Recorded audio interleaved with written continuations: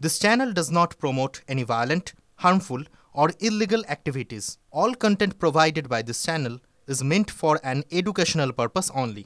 Top quality और consistent performance के लिए सिर्फ सिल्वर पंप्स नाम याद रखना। সুপ্রিম কোর্টে মুর্শিদাবাদ হিংসা মামলার শুনানি। আমরা এই নিয়ে বিস্তারিত জানবো। জ্যোতির্ময় কর্মকার রয়েছেন আমাদের সঙ্গে। জ্যোতির্ময়, কখন এই শুনানি শুরু হবে এবং আর কি ডিটেইলস আপডেট রয়েছে তোমার কাছে? বিচারপতি সূর্যকান্ত এবং বিচারপতি কোটেশ্বর সিং এর এজলাসে এই শুনানি হওয়ার কথা রয়েছে এবং আইনজীবী শশাঙ্ক শেখর ঝা তিনি মুর্শিদাবাদের এই ঘটনা নিয়ে আগেই একটি পাবলিক ইন্টারেস্ট লিটিগেশন তিনি ফাইল করেছিলেন।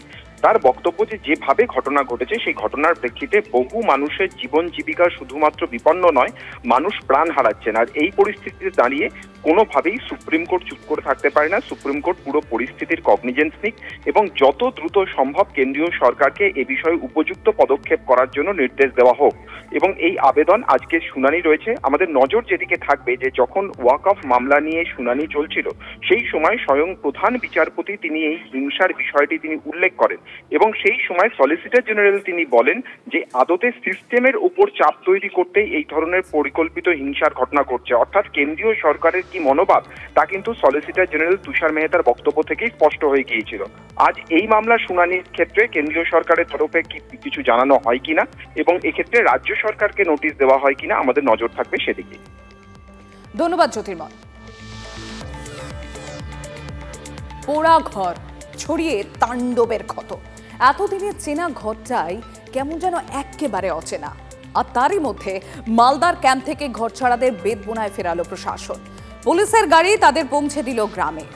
মনে ভয়, বিএসএফ ক্যাম্প না হলে কিভাবে থাকবেন গ্রামে? প্রবল এই উৎকণ্ঠা নিয়ে এই প্রশ্নই হাতড়াচ্ছেন বেদবোনার বাসিন্দারা।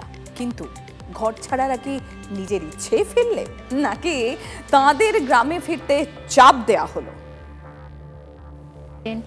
একটু ভিডিও একটু চাপ দিছে, পুলিশ চাপ দিছে, আমরা অত্যাচারে আমরা বাড়ি ফিরেছি। চাপ করেছে কি যাও বাড়ি, যাও বাড়ি চলো, বাড়ি চলো।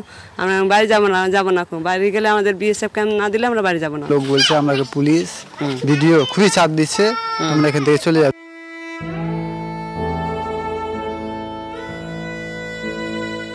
হিংসার আগুন ঘরছাড়া করেছিল তাঁদের। জীবন বাঁচাতে নদী পেরিয়ে পাশের জেলায় ঠাঁই নিয়েছিলেন শামশেরগঞ্জের বেদবোনার বাসিন্দারা। রবিবার ঘরছাড়া ৮টি পরিবারকে মালদার পারলালপুর ক্যাম্প থেকে ফিরিয়ে আনে পুলিশ। আমরা নিজের ইচ্ছায় বাড়ি ফিরে নিয়ে আমাদের ওখান থেকে বলছে বাড়ি ভালো আছে, ওখানে সব পরিস্থিতি ভালো আছে, বাড়ি যান, ভালো থাকবেন। একটু ভিডিও একটু চাপ দিছে, পুলিশ চাপ দিছে, আমরা অত্যাচারে আমরা বাড়ি ফিরেছি। অত্যাচারে আমরা বাড়ি ফিরেছি। আমরা বলছে বাড়ি আমরা ফিরবো না, আমাদেরকে যদি বাড়ি ফিরতে হতো এখানেই আমাদেরকে মেরে ফেলেন। বলছে কি আমরা তো বলেছি আমাদের বাড়ি ঘর তো নাই, আমরা কি করে যাব, কোথায় থাকবো? তো বলছে নিজের বাড়ি যাও, নিজের বাড়ি যেয়ে কোনো ব্যবস্থা হবে, এখানে থেকে কোনো ব্যবস্থা হবে না। পুলিশ কি বলছিল? বাড়ি আসতে বলছে, বাড়ি চলো, বাড়ি চলো। মানে বাড়ির চাপ দিচ্ছে? হ্যাঁ, বাড়ি চাপ দিচ্ছে খালি। সব দিব ফিরিয়ে, যেটা হয়েছে আমাকে মেরে কেটে খেয়ে নেবেন, মেরে ফেলে দেবেন, দিয়ে নিয়ে যাবেন আপনাকে। আমরা কি করে খাবো এখানে? আমরা সব দিব সব আমরা নিব না, আমরা বিএসএফ ক্যাম্প চাই।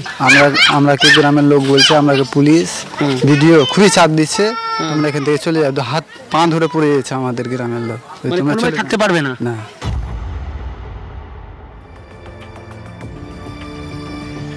পোড়া ঘর, চারিদিকে ছড়িয়ে হিংসার ক্ষত। এতদিনের চেনা বাসাটাই কেমন যেন অচেনা। মনে ভয়, বাড়ি থেকে টাকা গয়না লুট হয়ে গিয়েছে। দিকে দিকে তাণ্ডবের চিহ্ন এখনো রয়ে গিয়েছে। বাড়ি ঘরে কিছু আস্ত নেই, জামা কাপড় খাদ্য সামগ্রী সব উল্টে পাল্টে ফেলা। একদমই। এই আরেকটা ছবি দেখাবো। এই ঘরে যাবতীয় তাদের গয়না টাকা পয়সা সবই রাখা ছিল, সবই লুটপাট করে নিয়ে গিয়েছে। এই সেই আলমারির ভেতর সম্পূর্ণ খালি, সবই লুটপাট করে নিয়ে গেছে। স্বামী ছেলে নিয়ে ঘর ছেড়ে পালিয়েছে। আমার ঘরে জিনিস এলোমেলো সব টাকা গয়না ছিল, সব এলোমেলো করে লুট করে দিয়েছে। এদের নিয়ে পুরো চিন্তি। বাড়ি ফিরলাম তবুও ভয়, এখন কি করে রাত কাটাবো। ঘরছাড়া হয়েছিলেন তারা এসে পৌঁছলেন যারা মালদহের বৈষ্ণবনগর ক্যাম্পে চলে গিয়েছিলেন। আমি দেখাবো সেই বাড়ি, যে বাড়িতে সম্পূর্ণ তছনছ করে দেওয়া হয়, বাড়িতে সম্পূর্ণ অনেক কিছু জ্বালিয়ে দেওয়া হয়েছে। তাণ্ডবের পর রীতিমতো বাড়ি ছাড়তে বাধ্য হয়েছিলেন। হিংসার আগুনে ঘর পুড়েছে। রবিবার ক্ষোভের আগুন দেখলো বেদবোনা। 9 দিন পর বিধায়ক আমিরুল ইসলাম পৌঁছতেই বিক্ষোভে ফেটে পড়েন স্থানীয়রা। ওঠে গো ব্যাক স্লোগান।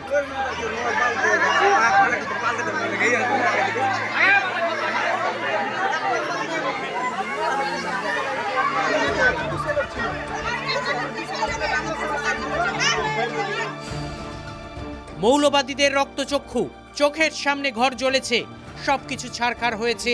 সপ্তাহ ঘুরলেও দুর্বিষহ স্মৃতি এখনো টাটকা।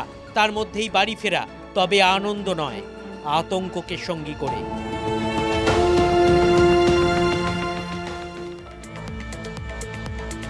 বন্ধ হয়ে গেল মালদার পাল্লালপুর হাই স্কুলে শরণার্থী শিবির। পুলিশ প্রশাসনের উদ্যোগেই সকল ঘর ছাড়াকে ফেরানো হয়েছে। মালদা এবং জঙ্গিপুর পুলিশের যৌথ উদ্যোগে 236 জন ঘর ছাড়াকে রবিবার বাড়ি ফেরানো হয়। মুর্শিদাবাদে অশান্তির জেরে গঙ্গা পেরিয়ে মালদার বৈষ্ণবনগরে আশ্রয় নেন ধুলিয়ান, শামশেরগঞ্জ সহ একাধিক এলাকার 345 জন গ্রামবাসী। এদের মধ্যে আগেই ঘরে ফিরেছিল বেশ কয়েকজন।